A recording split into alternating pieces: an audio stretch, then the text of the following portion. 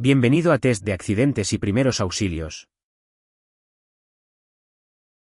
Tras realizar la respiración artificial, boca a boca, ¿cuál es el tiempo máximo que debe dedicarse a comprobar si la víctima ha recuperado la respiración o el pulso? A. 30 segundos. B. 45 segundos. C. 10 segundos.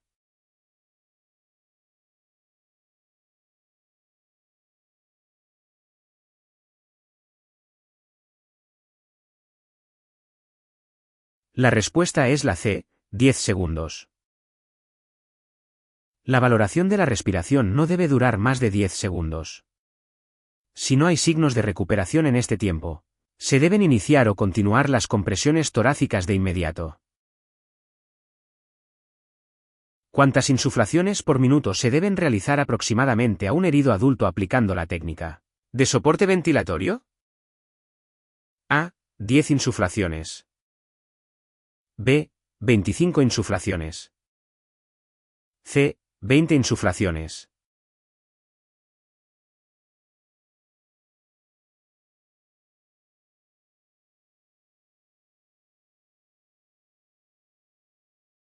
La respuesta es la A. 10 insuflaciones. El ritmo adecuado para el soporte ventilatorio en adultos es de 10 insuflaciones por minuto, aproximadamente una cada 6 segundos.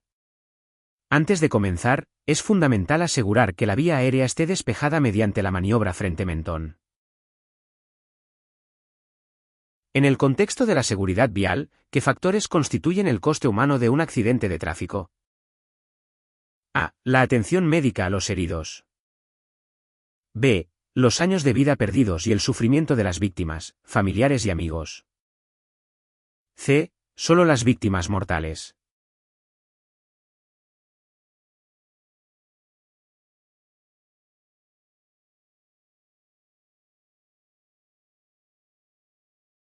La respuesta es la B. Los años de vida perdidos y el sufrimiento de las víctimas, familiares y amigos.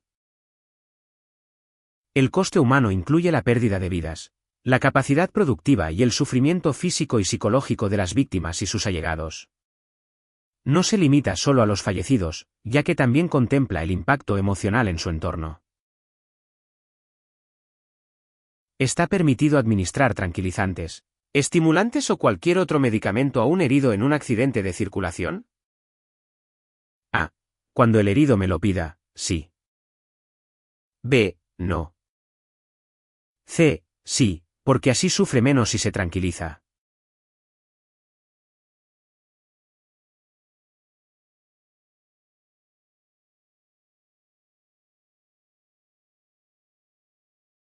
La respuesta es la B. No. Está prohibido dar alimentos, bebidas o medicamentos a los heridos para evitar reacciones alérgicas o complicaciones en cirugías urgentes. Solo se debe tranquilizar al herido y mantenerlo abrigado hasta que lleguen los servicios de emergencia. ¿Cuál se considera el principal factor responsable de la mayoría de los accidentes de circulación? A. La meteorología adversa. B. El factor humano. C. El mal estado del vehículo.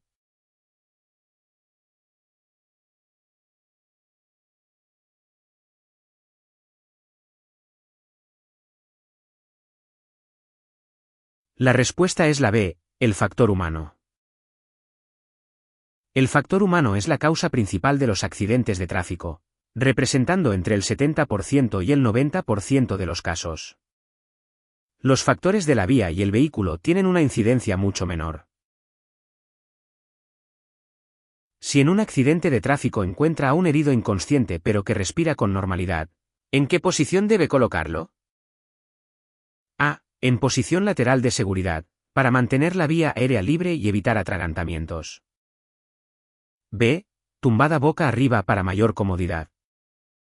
C. Boca abajo, ya que así respira más fácilmente.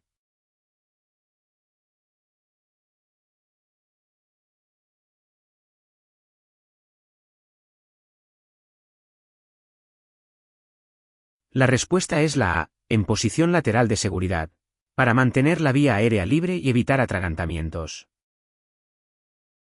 Se debe colocar a la víctima inconsciente que respira en posición lateral de seguridad. Esta postura evita la obstrucción de las vías respiratorias por la lengua o el vómito. ¿Está permitido dar alimentos o bebidas a una persona herida en un accidente de tráfico? A. No, en ningún caso. B. Se puede dar bebida pero no comida. C. Sí, si lo solicita.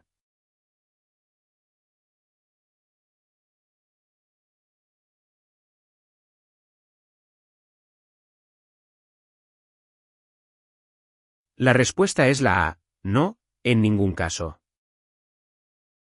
No se debe dar nunca de comer ni de beber a las víctimas para evitar el riesgo de asfixia. Además, el estómago debe estar vacío por si el herido requiere una cirugía de urgencia. ¿Cómo se pueden evitar la mayoría de los accidentes de tráfico? A. Identificando y abordando con antelación los principales factores de riesgo. B. No se pueden prevenir porque el error humano es inevitable. C. Solo mediante la aplicación estricta de multas de tráfico sin otras medidas.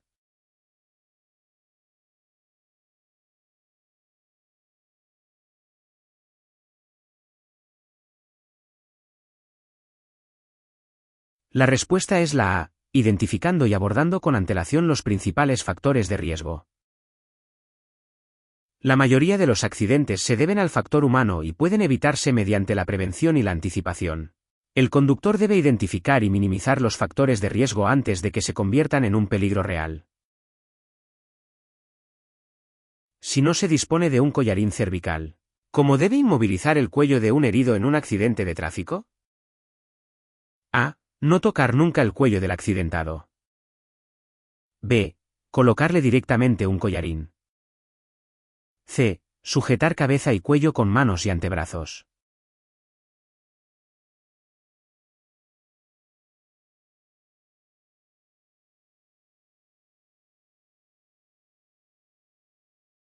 La respuesta es la C. Sujetar cabeza y cuello con manos y antebrazos.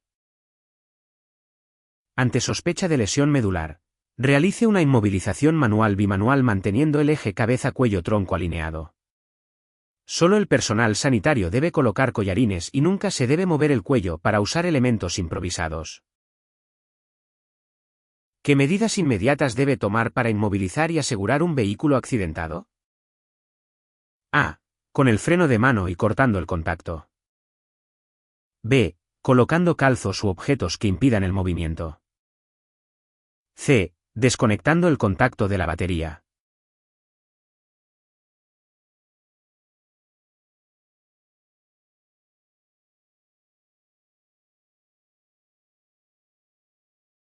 La respuesta es la A. Con el freno de mano y cortando el contacto. El primer paso es proteger la zona inmovilizando el vehículo con el freno de mano y apagando el motor. Esto previene nuevos accidentes y reduce el riesgo de incendio al detener la bomba de combustible. Como norma general, ¿es obligatorio detenerse para auxiliar a las víctimas de un accidente de tráfico? A. No, porque esa tarea corresponde a los servicios médicos. B. Sí, pero solo si se está implicado en el accidente. C. Sí, excepto cuando la ayuda esté organizada.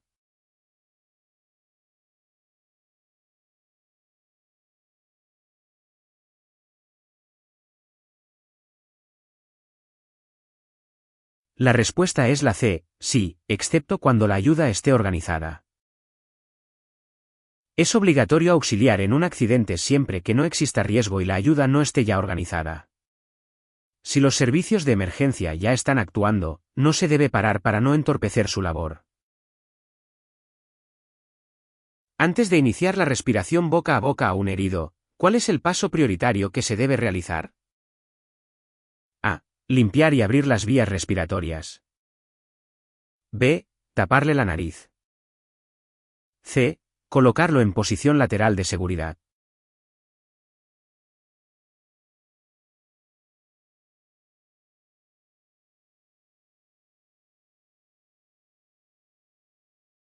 La respuesta es la A. Limpiar y abrir las vías respiratorias. Antes de realizar la ventilación artificial es imprescindible abrir las vías respiratorias mediante la maniobra frente-mentón. Esto evita que la lengua obstruya el paso del aire hacia los pulmones.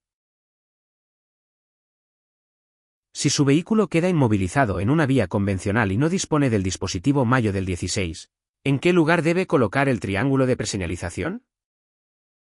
A. En cualquier punto visible a 100 metros. B. En el borde derecho en el sentido de circulación. C. En el centro de la calzada si es vía de doble sentido.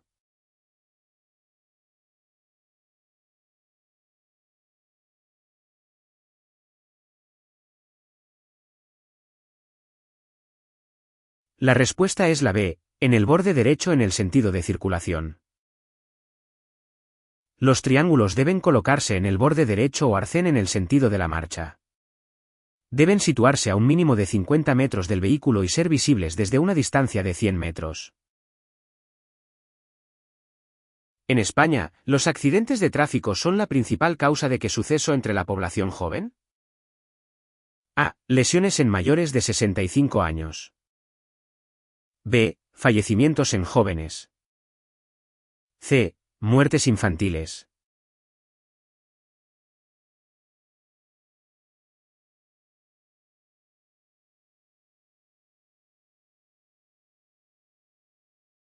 La respuesta es la B. Fallecimientos en jóvenes. Los accidentes de tráfico son la principal causa de muerte entre los jóvenes de 15 a 29 años en España. Además de los fallecimientos, provocan numerosas lesiones graves e irreversibles en este grupo de población. ¿Están obligados los conductores y otros usuarios de la vía a socorrer a las víctimas de un accidente de tráfico? A. No, deben proseguir su marcha y no bajar del vehículo.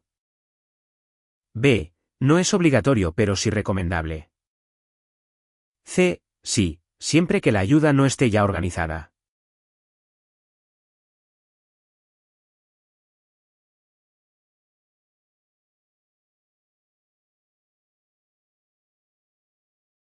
La respuesta es la C. Sí, siempre que la ayuda no esté ya organizada.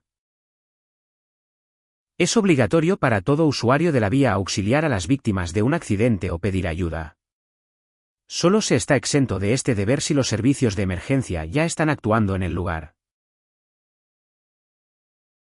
En caso de inmovilización del vehículo en la calzada por emergencia, ¿a qué distancia mínima eficaz deben colocarse los triángulos de preseñalización de peligro?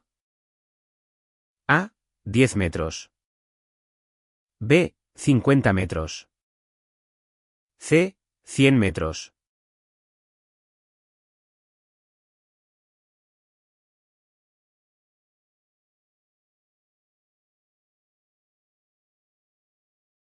La respuesta es la B. 50 metros.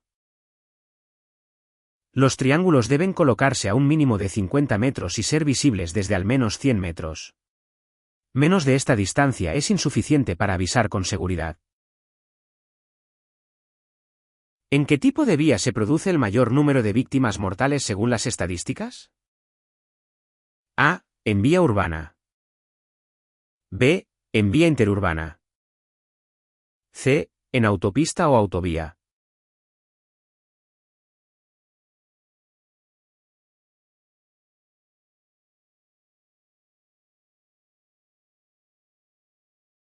La respuesta es la B. En vía interurbana. El mayor número de accidentes con víctimas se produce en las carreteras convencionales debido a factores como los choques frontales o cruces al mismo nivel.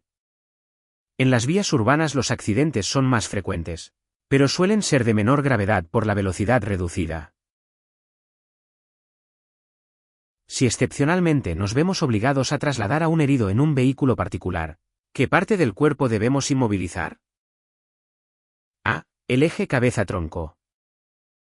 B. El tronco. C. La cabeza.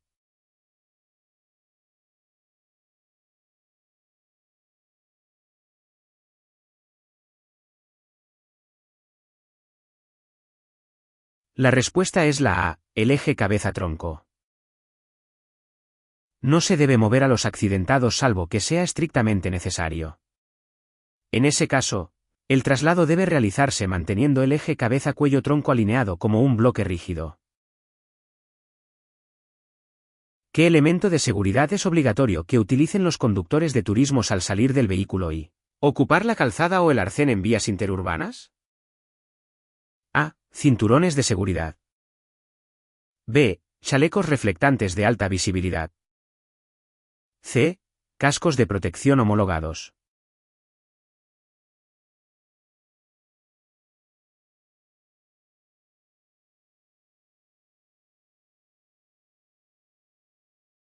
La respuesta es la B. Chalecos reflectantes de alta visibilidad.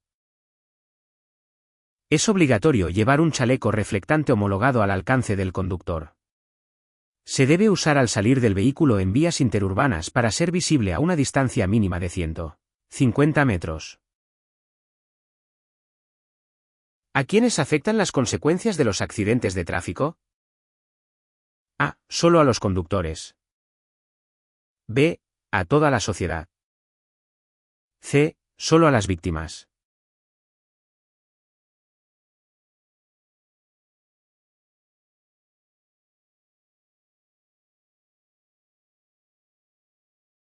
La respuesta es la B. A toda la sociedad.